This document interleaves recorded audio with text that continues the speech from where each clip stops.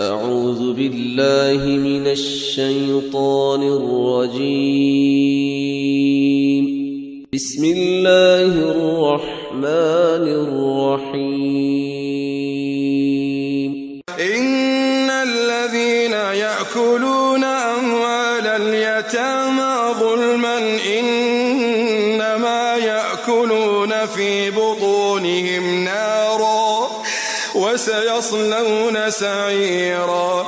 يوصيكم الله في أولادكم للذكر مثل حظ الأنثيين، فإن كن نساء فوق 2 فلهن ثلثا ما ترك، وإن كانت واحدة فلها النصف، ولأبويه لكل واحد منهما السدس مما ترك إن كان له ولد، فإن لم يكن له ولد وورثه أبواه فلأمه الثلث، فإن كان له إخوة فلأمه السدس من بعد وصية يوصي بها أو دين. آباؤكم وأبناؤكم لا تدرون أيهم أقرب لكم نفعا، فريضة من الله، إن الله كان عليما حكيما.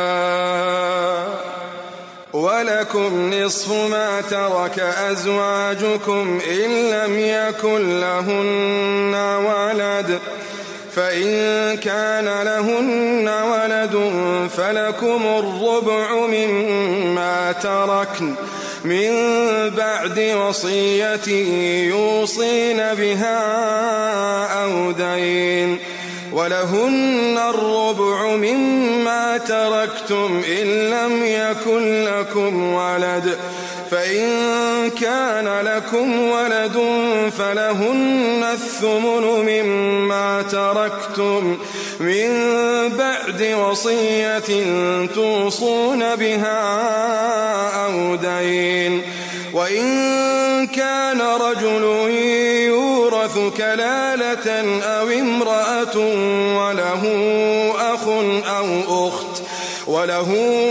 أخ أو أخت فلكل واحد منهما السدس، فإن كانوا أكثر من ذلك فهم شركاء في الثلث من بعد وصية يوصى بها أو دين غير مضار، وصية من الله، والله عليم حليم. تلك حدود الله، ومن يطع الله ورسوله يدخله جنات تجري من تحتها الأنهار خالدين فيها، وذلك الفوز العظيم. ومن يعص الله ورسوله ويتعد حدوده